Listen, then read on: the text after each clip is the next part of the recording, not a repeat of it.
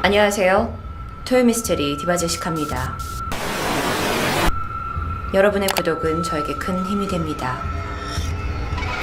1930년대 미국의 어느 극장이 있는 식당입니다. 당대 최고의 블루스 가수의 멋진 공연에 사람들이 환호하고 있었죠. 유명한 두 가수의 노래가 끝나고 무대에서 그들이 내려가자 웬 기타를 든 한 남자가 쭈뼛쭈뼛 무대 위로 올라옵니다. 잔뜩 긴장한 모습으로 목을 좀 풀더니 기타를 연주하고 노래를 시작했는데 그의 기타 솜씨도 노래도 끔찍했습니다. 야박한 사람들이 욕을 하고 내려가라고 하고 아우성이죠. 그렇게 식당에서 쫓겨난 남자는 기운이 빠져서 고개를 푹 숙인 채 집으로 돌아가게 되는데요.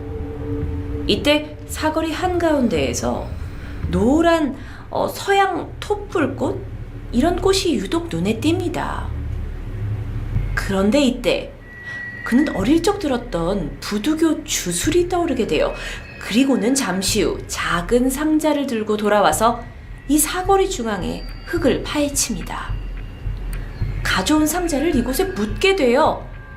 그게 다 끝나자 그가 일어서게 되는데 등 뒤로 검은 형체가 보입니다. 이후에 그를 동네에서 봤다는 사람은 한동안 없었습니다. 아내를 잃어서 미쳤다는 소문도 있었고요. 무덤가 근처에서 기타를 배운다나? 그렇게 사라졌던 남자가 호련히 다시 무대에 나타납니다. 기타를 끌어안고 있었는데 사람들이 별 기대하지 않았죠? 그런데 그가 연주를 시작하자 사람들의 입이 벌어집니다. 아니 무슨 유명 기타리스트 저리 가라 할 만큼 정말 멋진 연주 솜씨에 보컬까지 바뀐 거예요. 이날 이후 그의 뛰어난 음악 실력은 이 지역뿐만 아니라 점점 미 전역에서 큰 인기를 끌었고요. 사람들은 그의 음악을 들으러 미시시피를 방문할 정도였어요. 그의 이름은 로버트 존슨입니다. 미국 델타 블루스의 왕이라고 추앙받는 그는요. 뛰어난 가창력과 연주 실력까지 그리고 작곡까지 완벽하게 하는 정말 놀라운 어떤 조화로움을 가지고 있어요. 그래서 실제 전설적인 인물로 알려져 있죠. 현재 역사상 가장 중요한 블루스맨 중에 하나로 인정받고 있고요. 여러분 로큰롤 아시죠? 이 로큰롤의 할아버지로 불리면서 로큰롤 명예의 전당에 올라있기도 한 실제 인물입니다. 하지만 그의 이런 스토리 때문일까요? 아니면 너무도 특출난 재능 때문일까요? 이상하게 그와 관련된 기이한 이야기가 많이 있습니다. 1911년 흑인의 그 노예제도는 사라졌지만 여전히 차별은 존재했을 때입니다. 로버트 존슨은 미국 미시시피주에서 10남매 중에 막내로 태어나게 돼요. 사실 집안이 비교적 먹고 살만 했다고 합니다. 그런데 남북전쟁이 끝나고 나서 흑인들의 인권이 더 무시당했고 이 집안이 근처 백인 지주들과 복도들에게 재산을 빼앗기게 되면서 가족들이 모두 뿔뿔이 흩어지게 되죠. 18살이 되던 해에 버지니아 트래비스라는 여성과 결혼을 하게 되고 성실하게 가장으로서 밭을 일구면서 농부로 살아갑니다. 농부요. 하지만 얼마 후에 아내가 아이를 출산하다가 사망했고요. 아이도 이때 함께 사망하게 되면서 다시 절망적인 시간이 돌아옵니다. 이후에 그는 집이 이제 딱 정해놓고 있지 않은 채 여기저기 떠돌면서 방랑 생활을 하게 되는데 그러다 우연히 극장 식당에서 이 기타 연주 노래 공연을 보게 되고 너무 반해서 기타 연주자가 되기로 합니다. 농부에서 갑자기 기타 연주자로요. 실력은 형편없었죠. 게다가 그에게 기타 연주를 제대로 가르쳐줄 사람도 없었습니다. 그러다 보니 다른 사람들 어깨너머로 그냥 보고 배웠던 거죠. 여전히 실력을 늘리는 데는 한계가 있던 차 문득 그는 나한테 좀 가르쳐줄 사람이 없을까 하고 이렇게 찾아다니던 중에 짐머만이라는 사람을 만나게 됩니다. 그리고 그에게 기타 연주를 배우게 돼요. 그런데 짐머만도 가족이 있었는데 짐머만의 집에서 연습을 할 수가 없다 보니까 밤이 되면 어디서 연습을 할까 하다가 주택가에서 멀찌감치 떨어진 한 무덤가를 발견하게 되고요. 그곳에서 밤마다 두 사람은 기타 연습을 강행했다고 합니다. 자, 그런데 이 형편없던 실력이 이때 이후에 갑자기 일취월장하게 된 거죠. 무덤가에서 연습을 해서 갑자기 저렇게 천재 실력을 갖게 됐나? 그러니까 사람들이 이걸 두고두고 의심하기 시작해요. 그러면서 무덤가에서 악마와의 거래가 이루어진 게 아니냐라는 가설이 돌기 시작합니다. 정말 이 진머만가 무덤에서 강습을 한 이후에 로버트 존슨의 연주가 천재적이라고 표현된 만큼 완벽하게 표현됐다고 해요. 그러다 보니까 사람들이 어떻게 갑자기 저렇게 잘해? 이건 재능을 신에게서 빌려왔거나 또는 악마에게서 사온 거라고 생각했던 겁니다. 그런데 로버트 존슨과 관련된 기이한 이야기는 이뿐만이 아닙니다. 그는 전성기에 좀 별나고 이상한 모습을 보여줬는데요. 공연 도중에 갑자기 뒤돌아 앉아서 노래를 부르기도 했어요. 그러니까 앞을 보고 노래를 해야 되는데 갑자기 뒤를 돌아요. 또 흥겹게 막 노래를 부르다가 점점 목소리가 막 떨리면서 사색이 되어 가더니 자리에서 박차고 일어나서 집에 가버리기도 하고요. 뿐만 아닙니다. 그러니까 노래와 노래 중간에 왜 중간 세션이 있잖아요. 쉬는 타임에 이유도 없이 그냥 사라져버리는 일이 자주 있었다고 전해집니다. 이런 좀 별나고 일반적이지 않은 여러 행동들 때문에 사람들은 더욱더 그가 무엇을 숨기고 있다고 생각하게 됐고 악마 거래설 또 한 번 힘을 받습니다. 사실 가장 핵심적인 이유는 그의 음악에 있었습니다.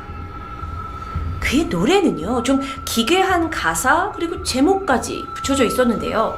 지금도 유명한 크로스로드 블루스라는 가사 중에는 영어로 잠깐 읽어드릴게요.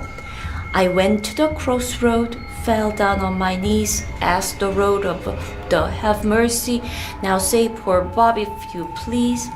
이게 무슨 뜻이냐면 교차로에서 무릎을 꿇고 앉아 신에게 용서를 빌었다는 내용입니다. 뿐만 아니라 나와 마귀와의 블루스라는 그 제목의 곡에서는요, 마귀에게 영혼을 빼앗겨버린 것을 암시하기도 하는 가사가 버젓이 들어있어요. 그리고 죽으면 시체를 고속도로 주변에 묻어주오. 나의 친한 악령이 그레이하운드 버스, 그러니까 고속버스를 탈 수 있도록. 이게 정말 노래 가사인가요? 하는 이런 기괴한 가사를 남기기도 했죠. 사실 지금이라면 그가 좀 사람이 어떤 성향이 되게 좀 저처럼 좀 그로테스크 이런 무서운 걸 좋아하는 사람인가 보다, 개인의 취향인가 보다라고 쉽게 받아들일 수도 있었을 텐데, 그 당시만 하더라도 갑자기 천재가 된 실력, 그다 좀 이상한 노래 가사, 별난 무대 행동들은 대중들에게 그저 고운 시선으로만 그를 바라볼 수 없게 한 겁니다. 그런데 이게 끝이 아닙니다. 그의 죽음, 사망에 관한 뚜렷한 기록이 없는 것도 또다시 악마 거래설을 일으키게 되는데요. 로버트 존슨은 1938년 8월 미시시피주의 어느 농장 근처 길가에서 사망한 채 발견됩니다. 그렇게 유명한 사람이고 로큰롤 명예의 전당에 올려갔다고 그러고 전설이라는 사람이 유명세에도 불구하고 그가 죽고 난 이후에 이 죽음에 대해서 공개적으로 보도가 되지 않았어요. 그리고 부검도 실시되지 않습니다. 그러다 보니까 오히려 더 많은 이야기들이 만들어지는데, 일각에서는 문란한 성생활 때문에 매독, 그러니까 성병에 걸려서 사망했다고 전해지기도 하고, 또 한쪽에서는 그 술집 주인 와이프하고 불륜을 저지르다가 술집 주인한테 들켜서 그가 탄 독수를 마시고 사망했다는 설도 있습니다. 그런데 말입니다. 만약 그가 진짜로 악마에게 영혼을 팔았다면, 그렇다면 실제로 악마를 부르는 주술이 존재는 할까? 이게 궁금해지는데요. 전해지는 바로는 남부 부두교에서 행해지는 유명한 악마 소환술이 있습니다.